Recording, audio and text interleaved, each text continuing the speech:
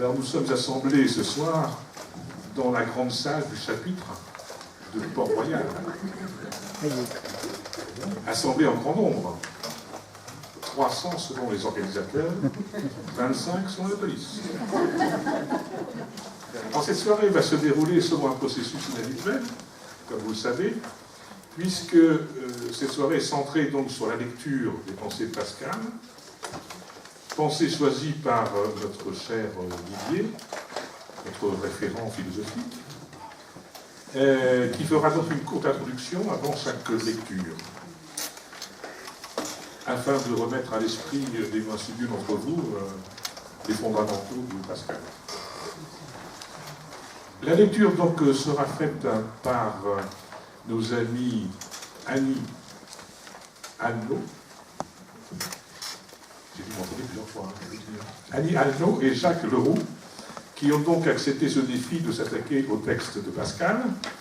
Ils sont membres d'une association dionysienne qui s'appelle Traitement de texte. Alors ils ont beaucoup travaillé, mais je suis sûr que leur prestation ajoutera, que dis-je ajoutera, mettra un point d'orgue à notre année d'études. Alors je dois à la vérité que nous ne sommes pas dans la grande salle du chapitre. Nous sommes dans une salle du lycée qui s'appelle la Rotonde. Alors allez savoir pourquoi on a eu l'idée de vous offrir un verre ce soir.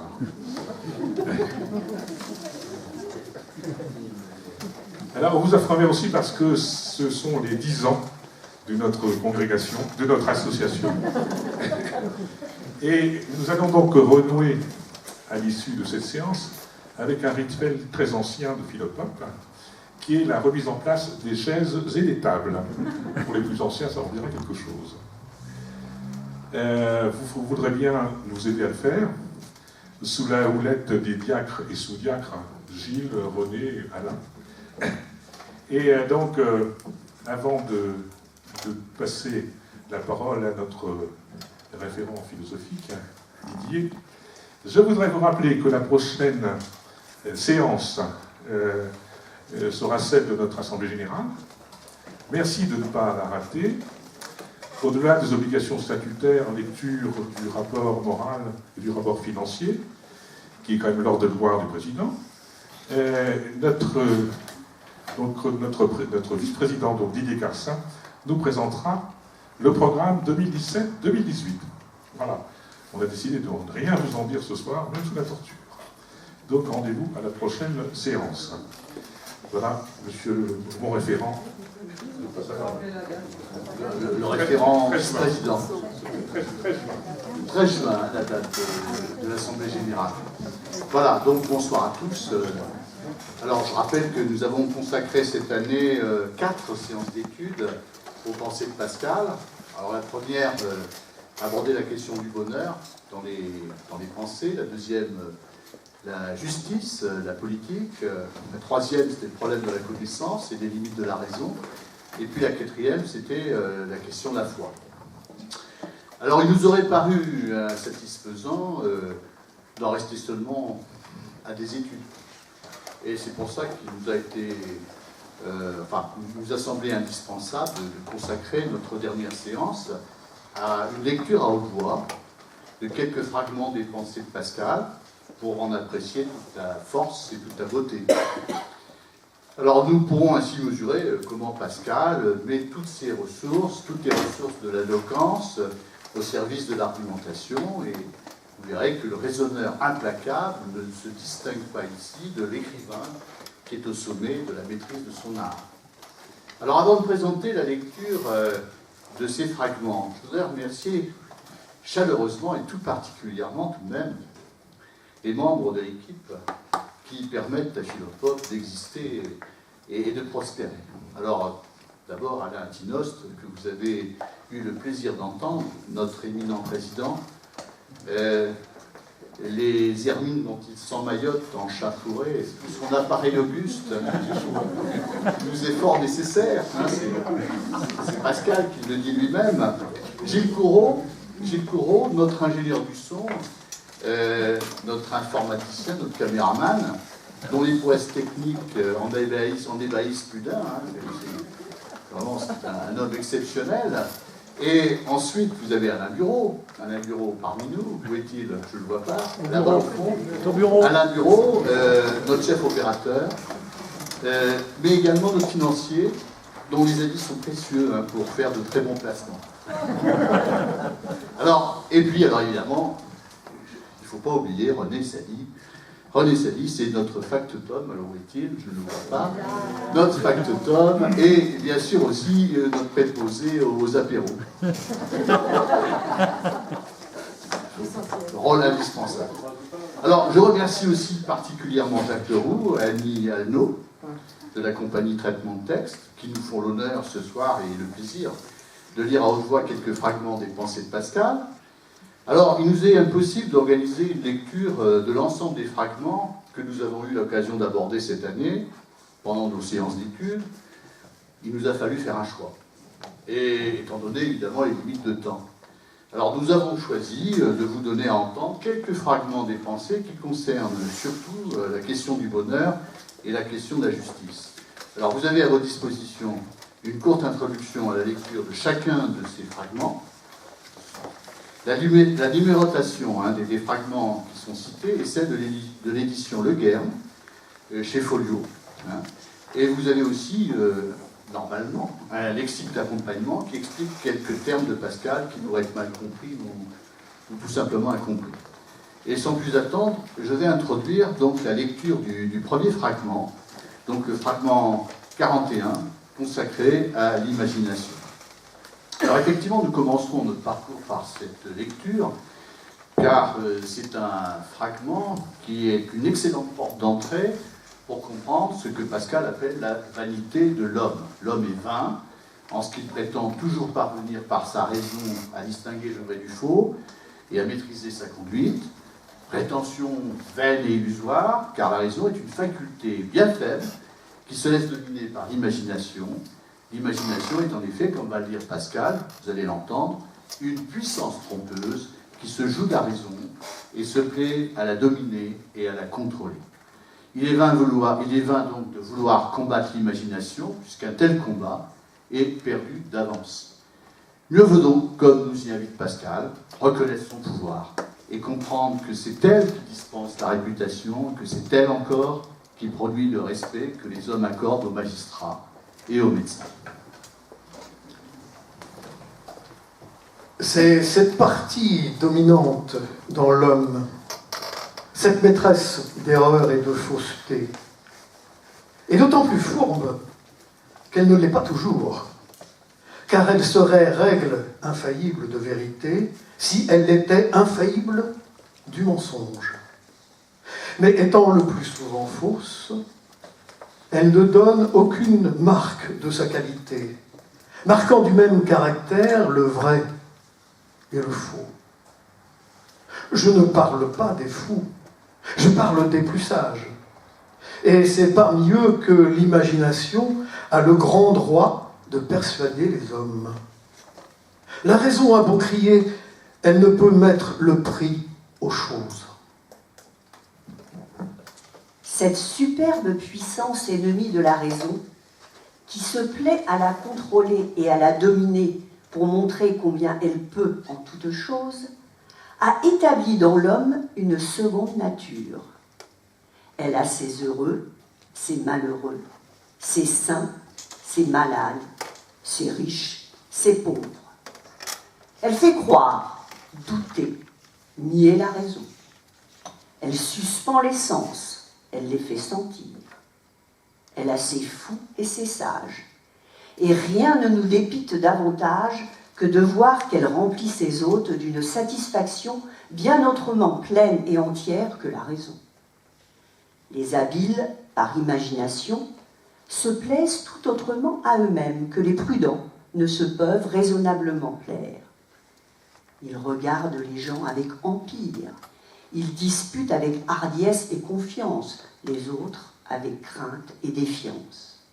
Et cette gaieté de visage leur donne souvent l'avantage dans l'opinion des écoutants, tant les sages imaginaires ont de faveur auprès des juges de même nature. Elle ne peut rendre sages les fous, mais elle les rend heureux, à l'envi de la raison qui ne peut rendre ses amis que misérables, l'une les couvrant de gloire, l'autre de honte. Qui dispense la réputation? Qui donne le respect et la vénération aux personnes, aux ouvrages, aux lois, aux grands, sinon cette faculté imaginante? Combien toutes les richesses de la terre insuffisantes sans son consentement?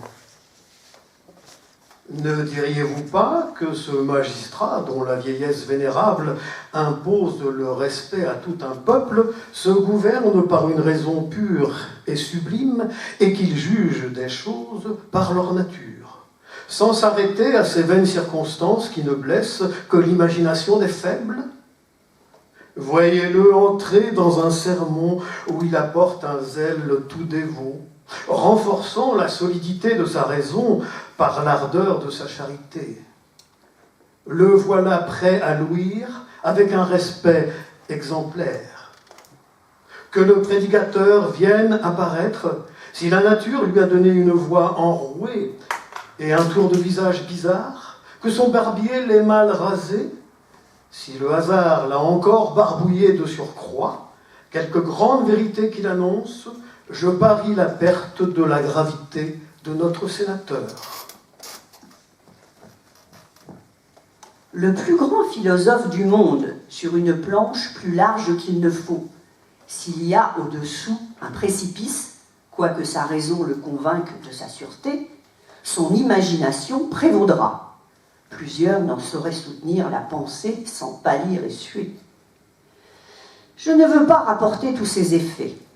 Qui ne sait que la vue des chats, des rats, l'écrasement d'un charbon, emporte la raison hors des bons.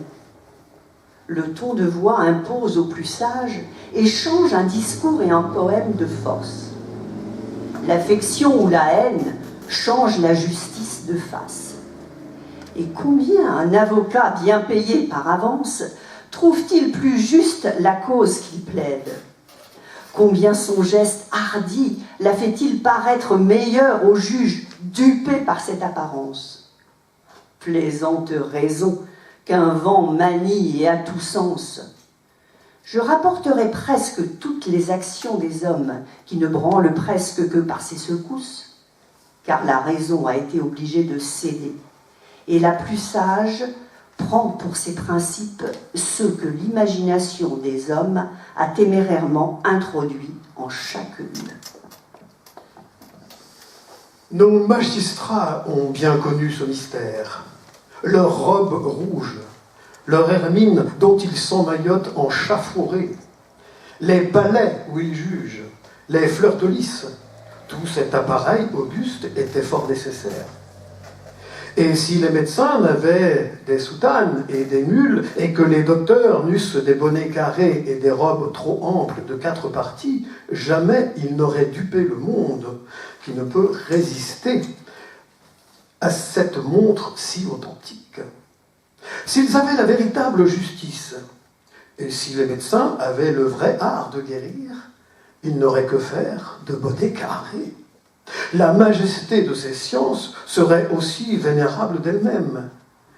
Mais n'ayant que des sciences imaginaires, il faut qu'ils prennent ces vains instruments qui frappent l'imagination à laquelle ils ont affaire. Et c'est par là, en effet, ils s'attirent le respect. Les seuls gens de guerre ne sont pas déguisés de la sorte, parce qu'en effet, leur part est plus essentielle. Ils s'établissent par la force, les autres par grimace. La vanité de l'homme consiste encore à prétendre qu'il peut connaître rationnellement sa vraie nature et déterminer par là les moyens de son accomplissement. Ainsi, chez les anciens, comme Aristote ou les stoïciens, la réflexion sur le bonheur est inséparable de la considération du cosmos, c'est-à-dire l'idée d'un monde ordonné où les êtres ont tous une place et une fonction. La nature a ainsi à fixer à l'homme, selon eux, sa destination, en faisant du bonheur la fin naturelle et qui lui est propre. Contre cette vaine prétention, Pascal affirme la disproportion de l'homme. L'univers n'est pas en effet proportionné à son intelligence. Depuis la révolution scientifique qui a été accomplie au XVIIe siècle par Galilée, on ne peut plus s'appuyer sur l'idée de cosmos, chère aux anciens, pour assigner à l'homme sa place et sa fonction.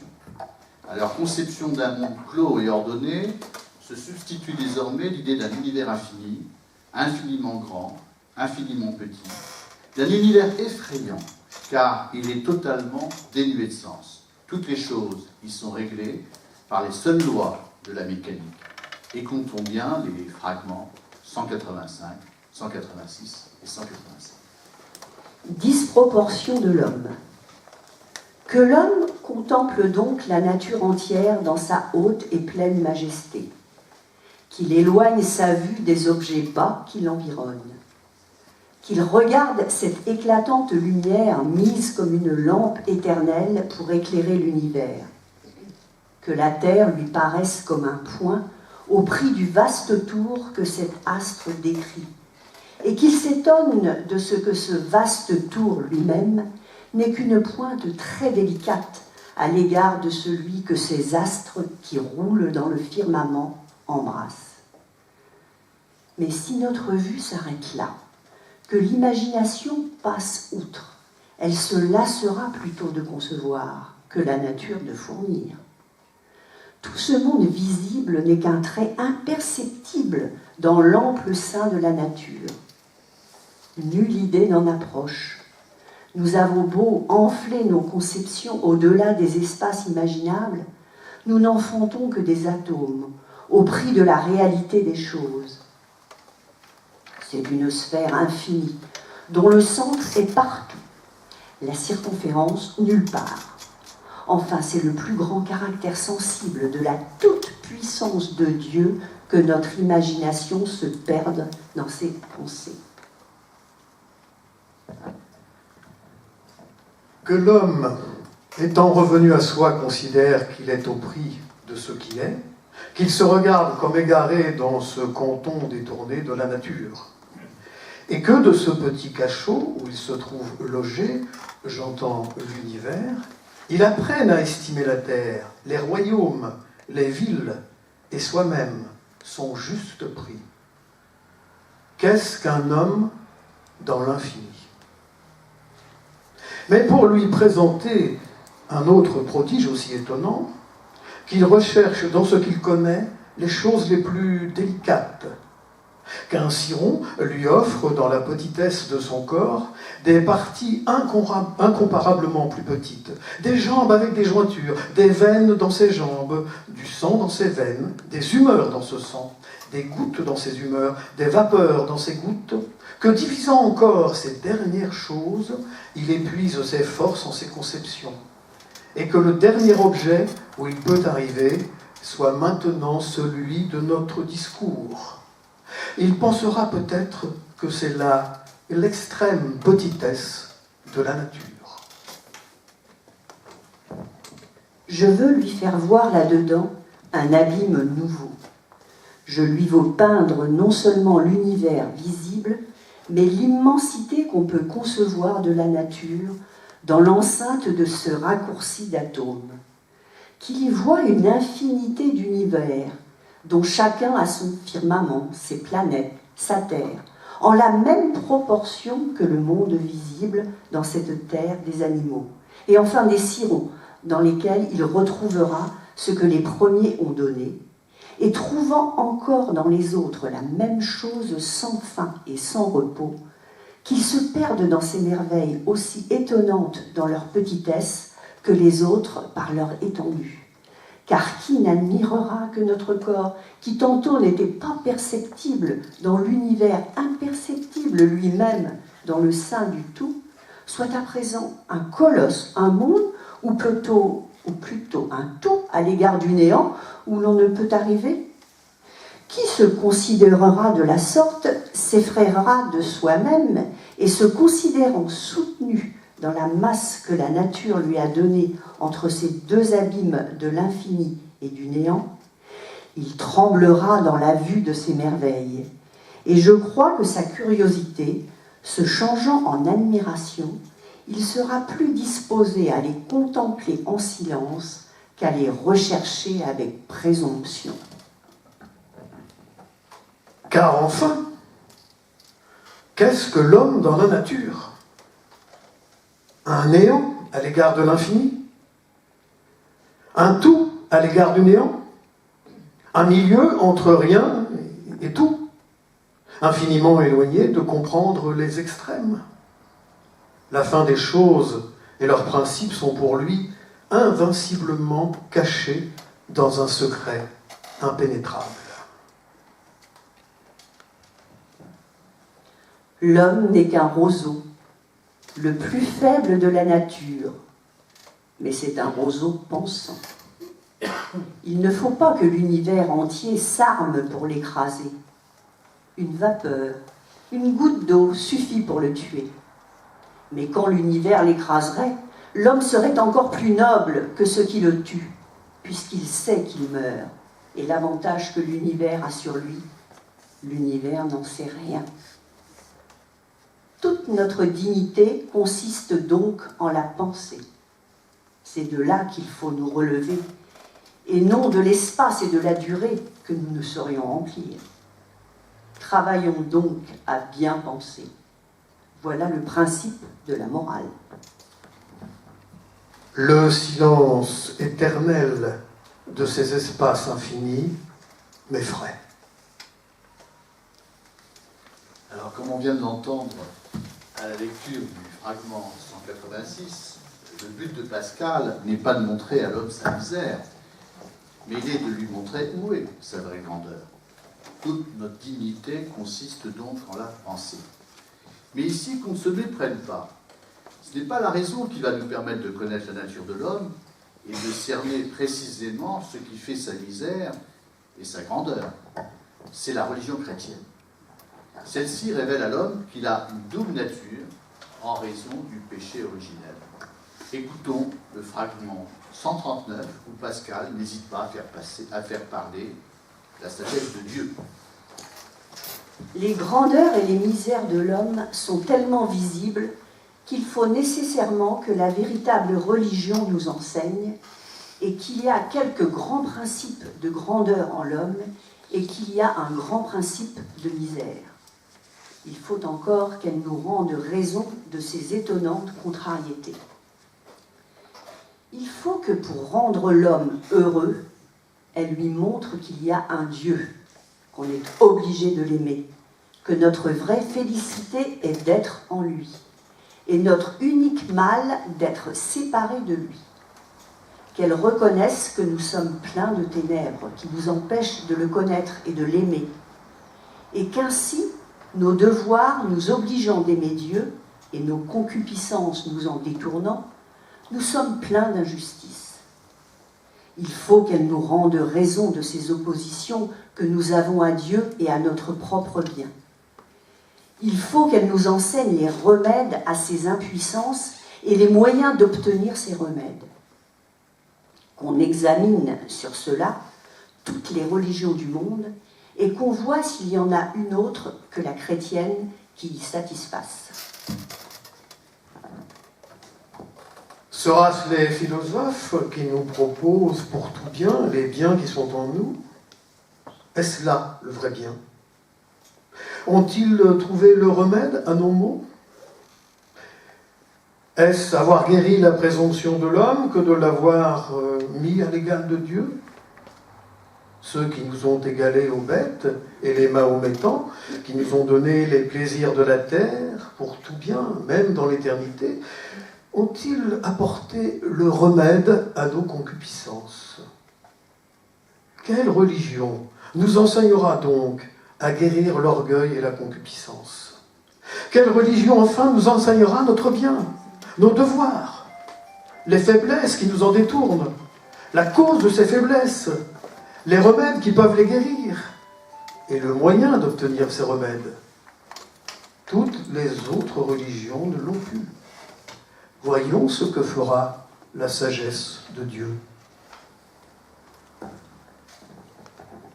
N'attendez point, dit-elle, ô homme, ni vérité, ni consolation des hommes.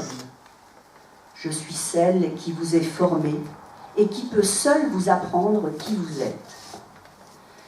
Mais vous n'êtes plus maintenant en l'état où je vous ai formé. J'ai créé l'homme saint, innocent, parfait. Je l'ai rempli de lumière et d'intelligence. Je lui ai communiqué ma gloire et mes merveilles. L'œil de l'homme voyait alors la majesté de Dieu.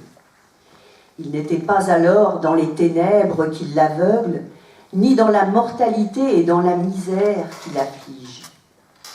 Mais il n'a pu soutenir tant de gloire sans tomber dans la présomption.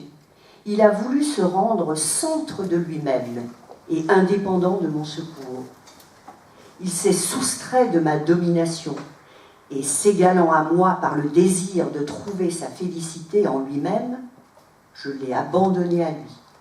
Et révoltant les créatures qui lui étaient soumises, je lui ai rendu ennemi.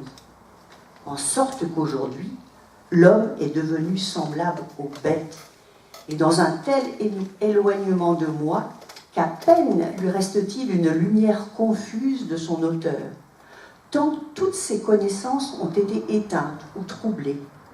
Les sens indépendants de la raison, et souvent maîtres de la raison, l'ont emporté à la recherche des plaisirs. Toutes les créatures ou l'affligent, ou le tentent, et dominent sur lui, ou en le soumettant par leur force, ou en le charmant par leur douceur, ce qui est une domination plus terrible et plus injurieuse. Voilà l'état où les hommes sont aujourd'hui. Il leur reste quelques instincts puissants du bonheur de leur première nature. Et ils sont plongés dans les misères de leur aveuglement et de leur concupiscence, qui est devenue leur seconde nature. Alors le fragment 122 que nous allons bientôt entendre insiste sur l'impuissance de la raison humaine. Elle ne peut pas connaître l'homme. La connaissance de l'homme n'est possible que si la raison s'humilie et reconnaît ses limites face au mystère de l'homme. Ce mystère ne peut lui-même être éclairé que par un autre mystère. C'est le mystère du péché originel, enseigné par la doctrine chrétienne, qui seul peut donner à l'homme la clé du mystère de sa double nature. Ainsi l'homme vise le bonheur comme un état de plénitude qui lui rappelle sa nature originelle, mais du fait de sa corruption, il ne peut jamais l'atteindre en cette vie. Que deviendrez-vous donc, ô homme qui cherchez quelle est votre véritable condition par votre raison naturelle? Connaissez donc, superbe, quel paradoxe vous êtes à vous-même. Humiliez-vous, raison impuissante. Taisez-vous, nature imbécile. Apprenez que l'homme passe infiniment l'homme et entendez de votre maître votre condition véritable que vous ignorez. Écoutez Dieu. Car enfin, si l'homme n'avait jamais été corrompu, il jouirait dans son innocence et de la vérité et de la félicité avec assurance. Et si l'homme n'avait jamais été que corrompu, il n'aurait aucune idée ni de la vérité, ni de la béatitude. Mais malheureux que nous sommes, et plus que s'il n'y avait point de grandeur dans notre condition, nous avons une idée du bonheur et nous pouvons y arriver. Nous sentons une image de la vérité et ne possédons que le mensonge. Incapables d'ignorer absolument et de savoir certainement, tant il est manifeste que nous avons été dans un degré de perfection dont nous sommes malheureusement déchus. Chose étonnante cependant que le mystère le plus éloigné de notre connaissance, qui est celui de la transmission du péché, soit une chose sans laquelle nous ne pouvons avoir aucune connaissance de nous-mêmes. Car il est sans doute qu'il n'y a rien qui choque plus notre raison que de dire que le péché du premier homme est rendu coupable ceux qui, étant si éloignés de cette source, semblent incapables d'y participer. Cet écoulement ne nous paraît pas seulement impossible, il nous semble même très injuste. Car qu'y a-t-il de plus contraire aux règles de notre misérable justice que de damner éternellement un enfant incapable de volonté pour un péché où il paraît avoir si peu de part qu'il est commis 6000 ans avant qu'il fût en être. Certainement rien ne nous heurte plus rudement que cette doctrine. Et cependant, sans ce mystère le plus incompréhensible de tous, nous sommes incompréhensibles à nous-mêmes. Le nœud de notre condition prend ses replis et ses tours dans cet abîme, de sorte que l'homme est plus inconcevable sans ce mystère que ce mystère n'est inconcevable à l'homme. Alors le fragment 138 que nous allons bientôt entendre est l'un des fragments bien sûr les plus célèbres des pensées de Pascal.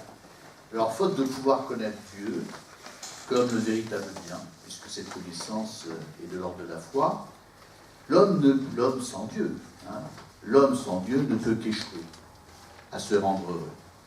La recherche du bonheur n'est qu'une course illusoire et absurde dans laquelle aucun objet ne peut pleinement le satisfaire. Il est ainsi condamné à poursuivre n'importe quelle chose que son imagination lui fait paraître momentanément pour un bien. Que l'homme sans la foi ne peut connaître le vrai bien, ni la justice. Tous les hommes recherchent d'être heureux. Cela est sans exception. Quelques différents moyens qu'ils y emploient. Ils tendent tous à ce but. Ce qui fait que les uns vont à la guerre et que les autres n'y vont pas. Est ce même désir qui, dans tous les deux, accompagné de différentes vues. La volonté ne fait jamais la moindre démarche que vers cet objet. C'est le motif de toutes les actions de tous les hommes, jusqu'à ceux qui vont se pendre. Et cependant, depuis un si grand nombre d'années, jamais personne, sans la foi, n'est arrivé à ce point où tous visent continuellement. Tous se plaignent, princes, sujets, nobles, roturiers, vieux, jeunes, forts, faibles, savants, ignorants, saints, malades, de tout pays, de tous les temps, de tous âges et de toutes conditions. Une épreuve si longue, si continuelle et si uniforme devrait bien nous convaincre de notre impuissance d'arriver au bien par nos efforts. Mais l'exemple nous instruit peu.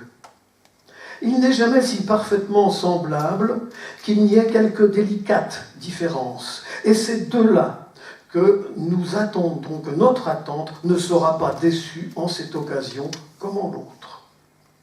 Et ainsi, le présent ne nous satisfaisant jamais, l'expérience nous pipe. Et de malheur en malheur nous mène jusqu'à la mort, qui est un comble éternel. Qu'est-ce donc que nous crie cette avidité et cette impuissance, sinon qu'il y a eu autrefois dans l'homme un véritable bonheur, dont il ne lui reste maintenant que la marque et la trace toute vide, et qu'il essaie inutilement de remplir de tout ce qui l'environne, recherchant des choses absentes le secours qu'il n'obtient pas des présentes, mais qui en sont toutes incapables, parce que ce gouffre infini ne peut être rempli que par un objet infini et immuable, c'est-à-dire que par Dieu même. Lui seul est son véritable bien. Et depuis qu'il l'a quitté, c'est une chose étrange qu'il n'y a rien dans la nature qui n'ait été capable de lui en tenir la place. Astres, ciel, terre, éléments, plantes, choux, poireaux, animaux, insectes, veaux, serpents, fièvre, peste, guerre, famine, vice, adultère, inceste. Et depuis qu'il a perdu le vrai bien, tout également peut lui paraître tel, jusqu'à sa destruction propre, quoique si contraire à Dieu, à la raison et à la nature tout ensemble. Le malheur de la condition humaine réside dans l'ennui qui est cet état insupportable,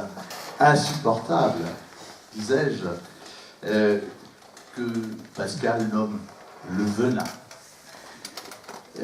C'est un état insupportable où l'homme est confronté au néant de sa condition. Alors le fragment 74 nous permettra de comprendre pourquoi les hommes y sont continuellement exposés dans leur vie.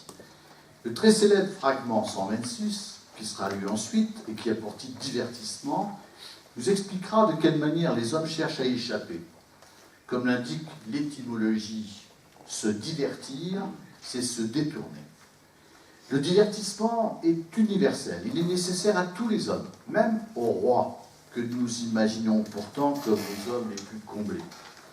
Il s'explique enfin par la nature contradictoire de l'homme, c'est-à-dire qu'il conjugue deux instincts secrets et contraires, comme va le dire Pascal, qui lui viennent de chacune de ces deux natures, sa nature originelle et sa nature déchue. Écoutons donc les fragments 74 et 126. L'ennui qu'on a de quitter des occupations où l'on est attaché. Un homme vit avec plaisir en son ménage. Qu'il voit une femme qui lui plaise. Qu'il joue 5 ou 6 jours avec plaisir. Le voilà misérable s'il retourne à sa première occupation. Rien n'est plus ordinaire que cela. Divertissement. Quand je m'y suis mis quelquefois à considérer les diverses agitations des hommes et les périls et les peines où ils s'exposent dans la cour, dans la guerre, d'où naissent tant de querelles, de passions, d'entreprises hardies et souvent mauvaises, j'ai dit souvent que tout le malheur des hommes vient d'une seule chose, qui est de ne savoir pas demeurer en repos dans une chambre.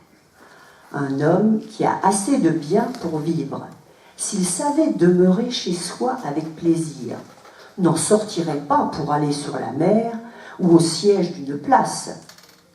On achète une charge à l'armée si chère que parce qu'on trouverait insupportable de ne bouger de la ville. Et on ne cherche les conversations et les divertissements des jeux que parce qu'on ne peut demeurer chez soi avec plaisir. Mais quand j'ai pensé de plus près, et qu'après avoir trouvé la cause de tous nos malheurs, j'ai voulu en découvrir la raison, j'ai trouvé qu'il y en a une bien effective et qui consiste dans le malheur naturel de notre condition faible et mortelle, et si misérable que rien ne peut nous consoler lorsque nous y pensons de près. Quelques conditions qu'on se figure, où l'on assemble tous les biens qui peuvent nous appartenir. La royauté est le plus beau poste du monde. Et cependant, qu'on s'en imagine accompagné de toutes les satisfactions qui peuvent le toucher. S'il est sans divertissement, et qu'on le laisse considérer et faire réflexion sur ce qu'il est, cette félicité languissante ne le soutiendra point. Il tombera par nécessité dans les vues qui le menacent, des révoltes qui peuvent arriver, et enfin de la mort et des maladies, qui sont inévitables. De sorte que s'il est sans ce qu'on appelle divertissement, le voilà malheureux, et plus malheureux que le moindre de ces sujets qui joue et qui se divertit. De là vient que le jeu et la conversation des femmes, la guerre, les grands emplois sont si recherchés. Ce n'est pas qu'il y ait un effet de bonheur, ni qu'on s'imagine que la vraie béatitude soit d'avoir l'argent qu'on peut gagner au jeu, ou dans le lièvre qu'on court. On n'en voudrait pas s'il était offert.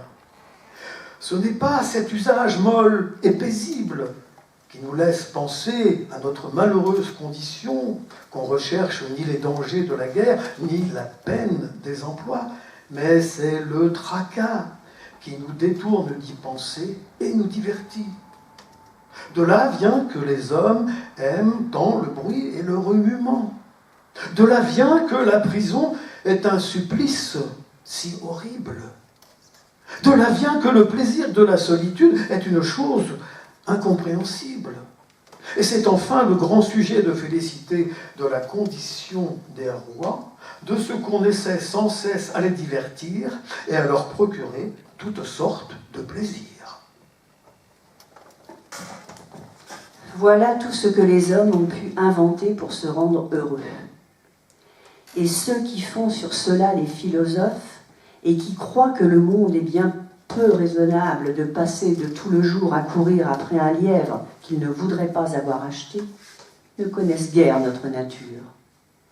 Ce lièvre ne nous garantirait pas de la vue de la mort et des misères qui nous en détournent, mais la chasse nous en garantit. Et ainsi, quand on leur reproche que ce qu'ils recherchent avec tant d'ardeur ne saurait les satisfaire, s'ils répondaient, comme ils devraient le faire, s'ils y pensaient bien, qu'ils ne recherchent en cela qu'une occupation violente et impétueuse qui les détourne de penser à soi, et que c'est pour cela qu'ils se proposent un objet attirant qui les charme et les attire avec ardeur, ils laisseraient leurs adversaires sans répartie. Mais ils ne répondent pas cela, parce qu'ils ne se connaissent pas eux-mêmes. Ils ne savent pas que ce n'est que la chasse et non pas la prise qu'ils recherchent. Ils s'imaginent que s'ils avaient obtenu cette charge, ils se reposeraient ensuite avec plaisir et ne sentent pas la nature insatiable de la cupidité. Ils croient chercher sincèrement le repos et ne cherchent en effet que l'agitation. Ils ont un instinct secret qui les porte à chercher le divertissement et l'occupation au dehors, qui vient du ressentiment de leur misère continuelle. Et ils ont un autre instinct secret qui reste de la grandeur de notre première nature, qui leur fait connaître que le bonheur n'est en effet que dans le repos et non pas dans le tumulte. Et de ces deux instincts contraires, il se forme en eux un projet confus qui se cache à leur vue dans le fond de leur âme, qui les porte à tendre au repos par l'agitation et à se figurer toujours que la satisfaction qu'ils n'ont point leur arrivera si, en surmontant quelques difficultés qu'ils envisagent, ils peuvent s'ouvrir par là la porte au repos. Ainsi s'écoule toute la vie. On cherche le repos en combattant quelques obstacles. Et si on les a surmontés, le repos devient insupportable par l'ennui qu'il engendre. Il en faut sortir et mendier le tumulte. Car où l'on pense aux misères qu'on a et à celles qui nous menacent. Et quand on se verrait même assez à l'abri de toutes parts, l'ennui de son autorité privée ne laisserait pas de sortir du fond du cœur où il a ses racines naturelles et de remplir l'esprit de son venin. Alors c'est dans le prolongement de cette réflexion sur la misère de l'homme sans Dieu qu'il faut maintenant situer les analyses de Pascal sur la justice et la politique. Alors nous allons commencer ici par la lecture du fragment 509 qui rappelle que par le péché originel, l'homme a détourné l'amour infini qu'il portait à Dieu pour s'aimer lui-même et faire de son moi une idole, son idole. Le péché originel a mis ainsi, comme dit Pascal, la concupiscence au cœur de l'homme. Son moi se fait désormais le centre de tout. Fragment 509. Le moi est haïssable. Vous, mython, le couvrez. Vous ne l'ôtez point pour cela. Vous êtes donc toujours haïssable. Point. Car en agissant comme nous faisons obligeamment pour tout le monde, on n'a plus sujet de nous haïr. Cela est vrai, si on ne haïssait dans le moi que le déplaisir qui nous en revient. Mais si je le hais parce qu'il est injuste, qu'il se fasse centre de tout, je le haïrai toujours. En un mot, le moi a deux qualités. Il est injuste en soi, en ce qu'il se fait centre de tout. Il est incommode aux autres en ce qu'il veut les asservir, car chaque moi est l'ennemi et voudrait être le tyran de tous les autres. Vous en notez l'incommodité, mais non pas l'injustice. Et ainsi, vous ne le rendez pas aimable à ceux qui en haïssent l'injustice. Vous ne le rendez aimable qu'aux injustes, qui n'y trouvent plus leur ennemi. Et ainsi, vous demeurez injuste, et ne pouvez plaire qu'aux injustes. Alors, parce que le moi se fait le centre de tout, chaque homme est enclin à vouloir asservir les autres, comme on vient de l'entendre. On ne peut pas attendre des hommes qu'ils cessent d'être injustes, mais on peut au moins éviter qu'ils soient incommodes aux autres. On peut agir pour éviter qu'ils ne se nuisent réciproquement. Et c'est ainsi pour établir la paix civile que doit être instauré un ordre politique. Cela ne nous dit pas, cependant, de quelle manière cet ordre doit être conçu. Selon quelles règles doit-on établir les lois qui régissent la société? L'idéal serait de suivre la vraie justice, mais en raison du péché originel, elle est inaccessible à la raison humaine. Alors, dans le très célèbre fragment 56 que nous allons entendre, Pascal va montrer qu'à défaut de pouvoir établir des lois qui soient conformes à la vraie justice, eh bien, les législateurs sont condamnés à prendre pour règle de justice les mœurs de leur pays.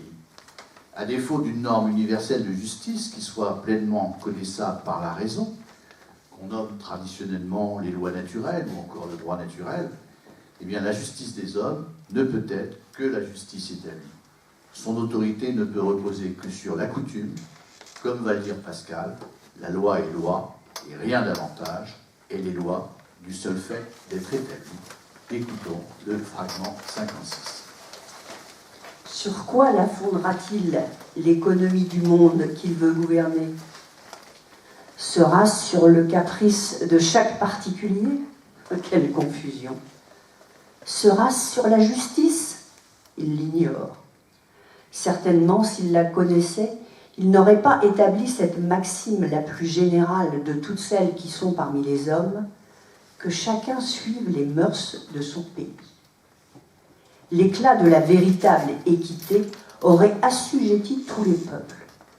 Et les législateurs n'auraient pas pris pour modèle, au lieu de cette justice constante, les fantaisies et les caprices des Perses et Allemands. On la verrait plantée par tous les États du monde et dans tous les temps. Au lieu qu'on ne voit rien de juste ou d'injuste qui ne change de qualité en changeant de climat. 3 degrés d'élévation du pôle renversent toute la jurisprudence. Un méridien décide de la vérité. En peu d'années de possession, les lois fondamentales changent.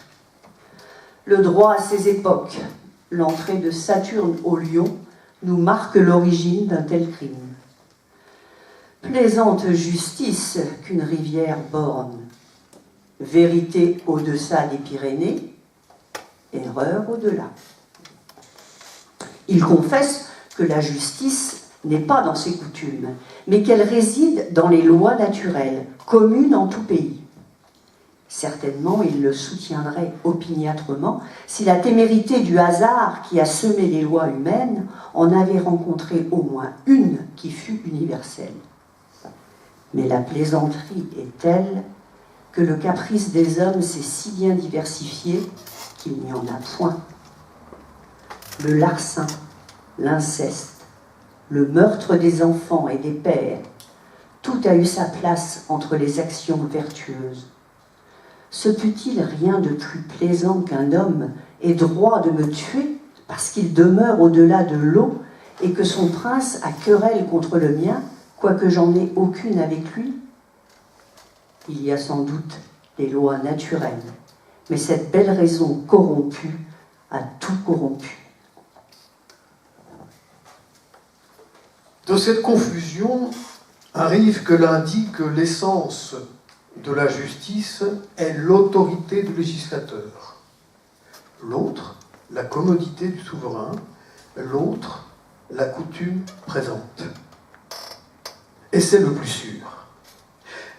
Rien suivant la seule raison n'est juste de soi. Tout branle avec le temps. La coutume fait toute l'équité. Par cette seule raison, elle est reçue. C'est le fondement mystique de son autorité qui la ramènera à son principe, elle l'anéantit. Rien n'est si fautif que ces lois qui redressent les fautes. Qui leur obéit parce qu'elles sont justes, obéit à la justice qu'il imagine, non pas à l'essence de la loi. Elle est toute ramassée en soi. Elle est loi et rien davantage. Qui voudra en examiner le motif le trouvera si faible et si léger que s'il n'est accoutumé à contempler les prodiges de l'imagination humaine. Il admirera qu'un siècle lui est tant acquis de pompe et de révérence. L'art de fronder, bouleverser des États et d'ébranler les coutumes établies en sondant jusque dans leurs sources pour marquer leurs défauts d'autorité et de justice. Il faut, dit-on, recourir aux lois fondamentales et primitives de l'État qu'une coutume injuste a abolies. C'est un jeu sûr pour tout perdre. Rien ne sera juste à cette balance. Cependant, le peuple prête aisément l'oreille à ces discours. Il secoue les joues dès qu'ils le reconnaissent. Et les grands en profitent à sa ruine et à celle de ces curieux examinateurs des coutumes reçues. C'est pourquoi le plus sage des législateurs disait que pour le bien des hommes, il faut souvent les piper. Il ne faut pas qu'ils sentent la vérité de l'usurpation. Elle a été introduite autrefois sans raison. Elle est devenue raisonnable. Il faut la faire regarder comme authentique, éternelle, et en cacher le commencement si on ne veut qu'elle ne prenne bientôt fin. Alors si la justice n'est, comme on l'a entendu, que la justice établie, qui varie selon les lieux et les époques, son établissement ne peut se faire originellement que par la force.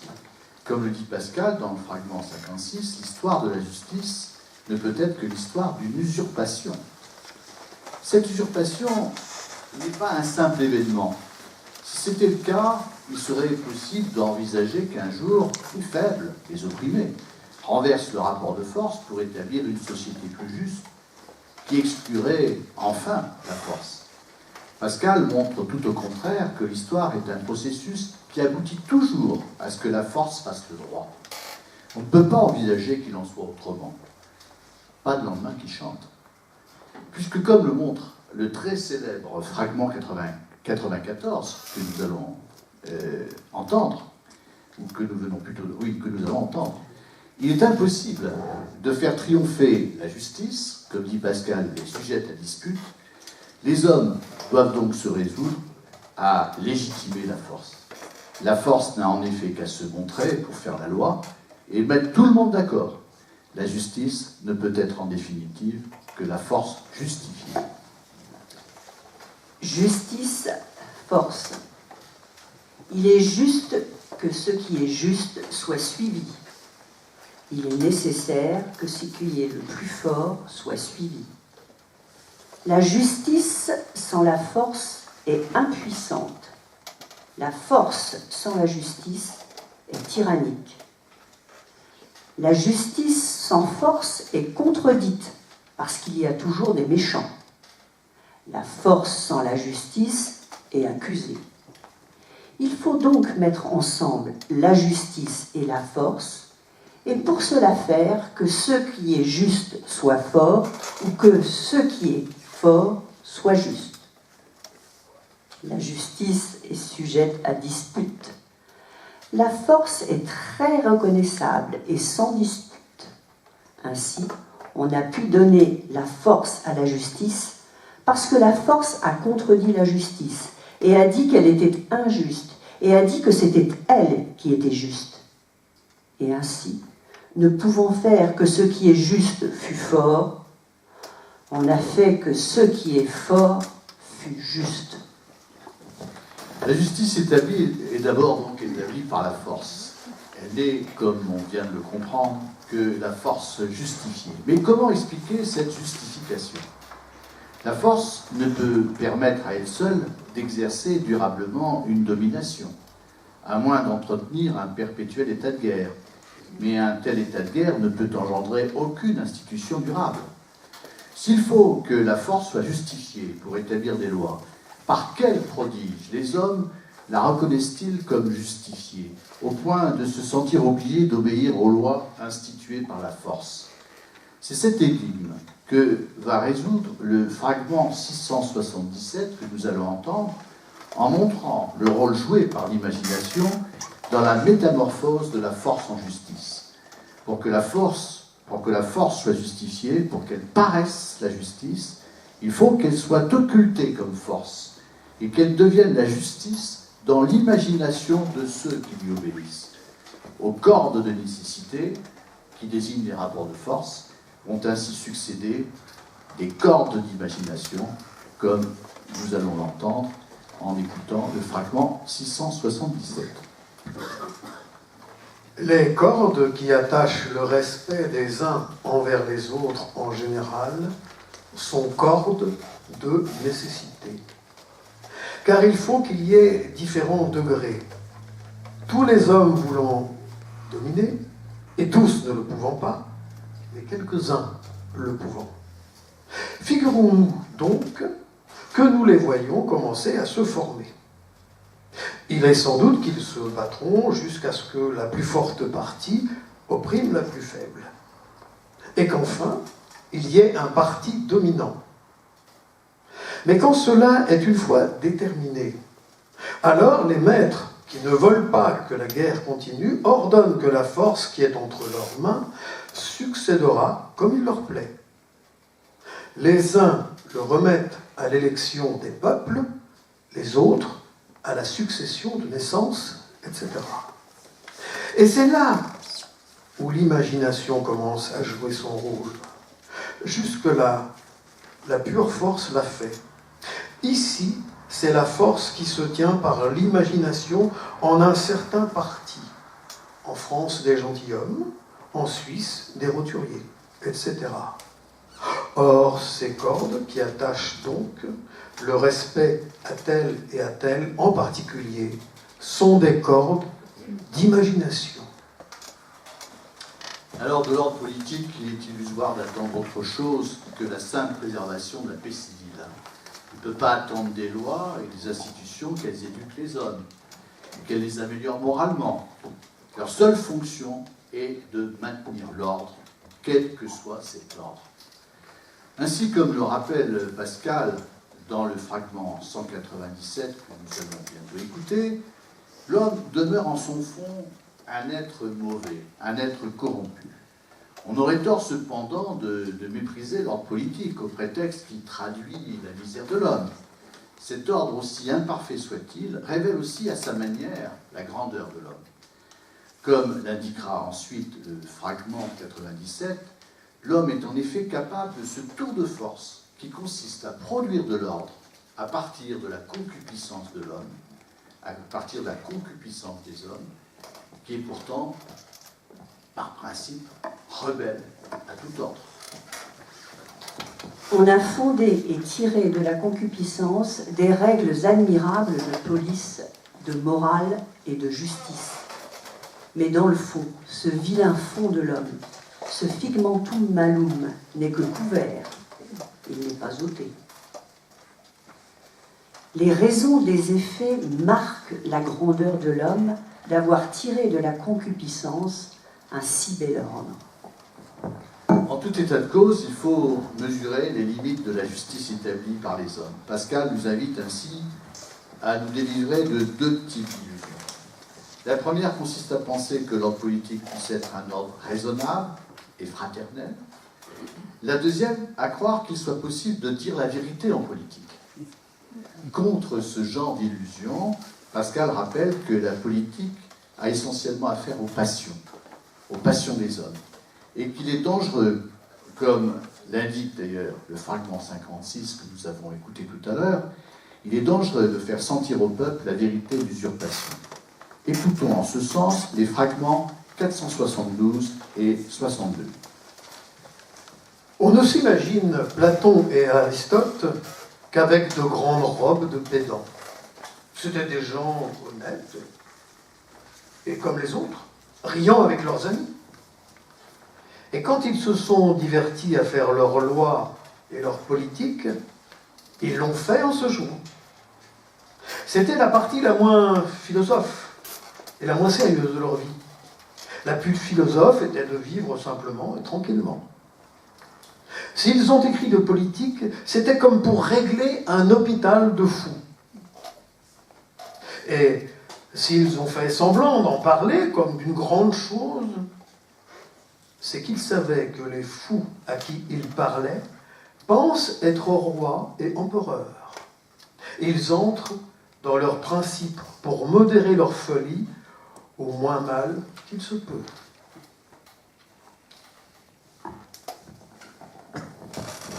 Injustice. Il est dangereux de dire au peuple que les lois ne sont pas justes, car il n'y obéit qu'à cause qu'il les croit justes.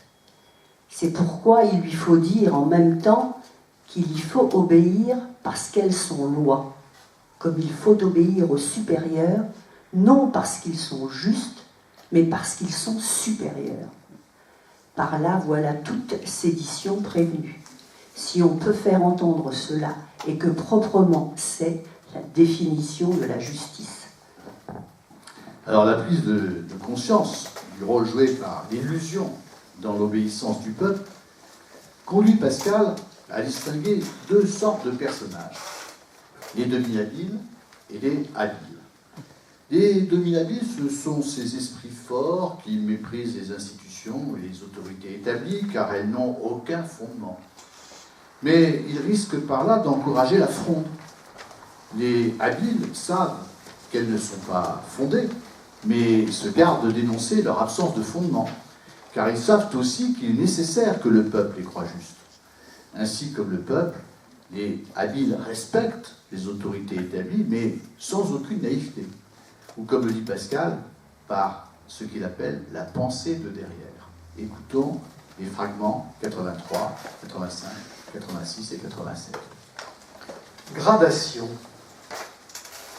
Le peuple honore les personnes de grande naissance.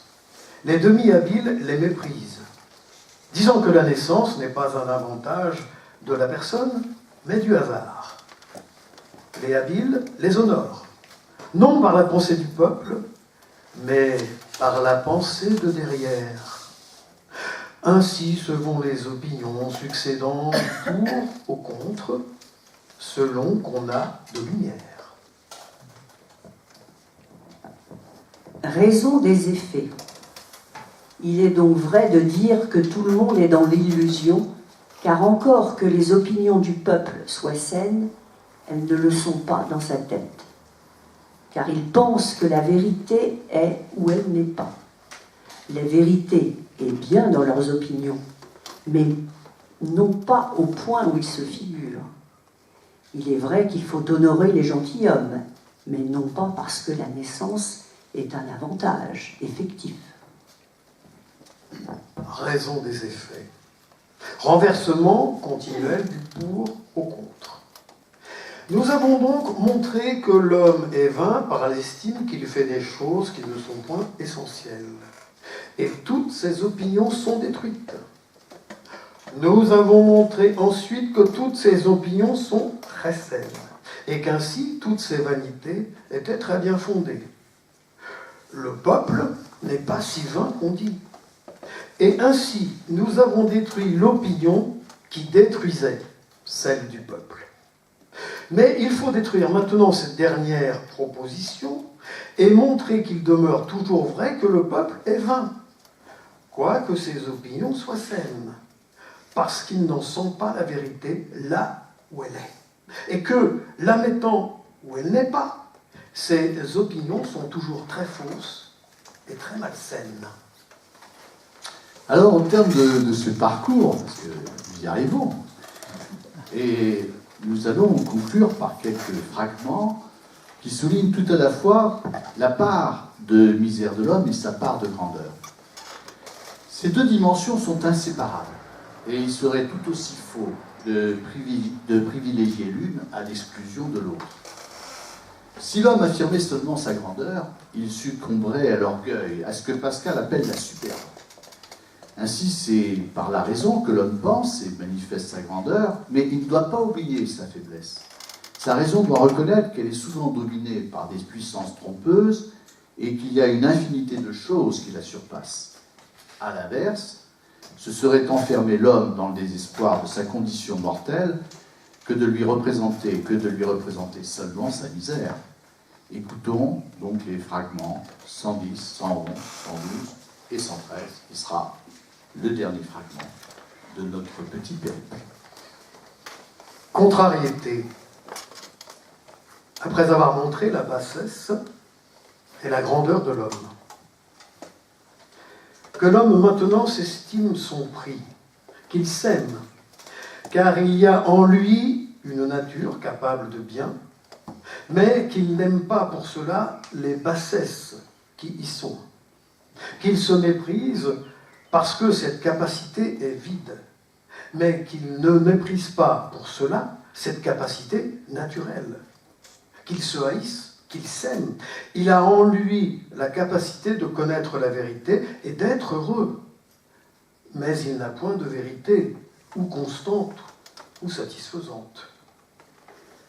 Je voudrais donc porter l'homme à désirer d'en trouver, à être prêt et dégagé de passion pour la suivre où il la trouvera, sachant combien sa connaissance s'est obscurcie par les passions.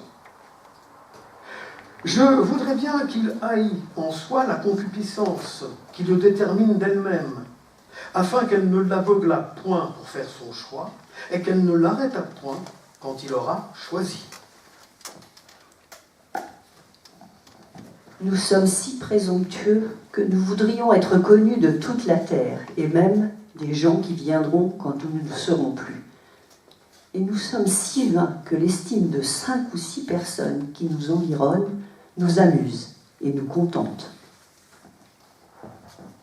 Il est dangereux de trop faire croire à l'homme combien il est égal aux bêtes sans lui montrer sa grandeur. Il est encore dangereux de lui trop faire voir sa grandeur sans sa bassesse. Il est encore plus dangereux de lui laisser ignorer l'un et l'autre. Mais il est très avantageux de lui représenter l'un et l'autre. Il ne faut pas que l'homme croie qu'il est l'égal aux bêtes, ni aux anges, ni qu'il ignore l'un et l'autre, mais qu'il sache l'un et l'autre. Grandeur et misère. La misère se concluant de la grandeur et la grandeur de la misère, les uns ont conclu la misère d'autant plus qu'ils en ont pris pour preuve la grandeur, et les autres, concluant la grandeur avec d'autant plus de force qu'ils l'ont conclu de la misère même, tout ce que les uns ont pu dire pour montrer la grandeur n'a servi que d'un argument aux autres pour conclure la misère, puisque c'est être d'autant plus misérable qu'on est tombé de plus haut, et les autres au contraire. Ils se sont portés les uns sur les autres, par un cercle sans fin, étant certains qu'à mesure que les hommes ont de lumière, ils trouvent et grandeur et misère en l'homme. En un mot, l'homme connaît qu'il est misérable. Il est donc misérable, puisqu'il l'est, mais il est bien grand, puisqu'il le connaît. Merci. Merci beaucoup.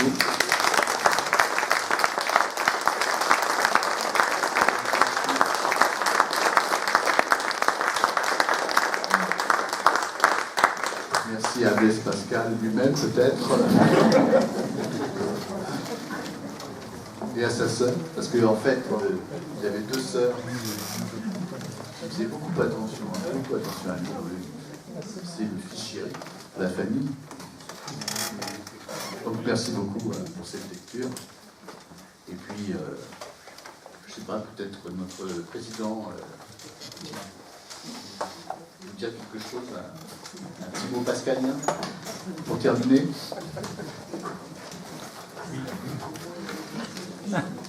Le moins inhaïssable, Voilà, ce sera le mot de notre président, le moins haïssable. Ben, merci à tous. Et puis, maintenant, nous avons un petit pot, hein, que nous allons pouvoir déguster ensemble.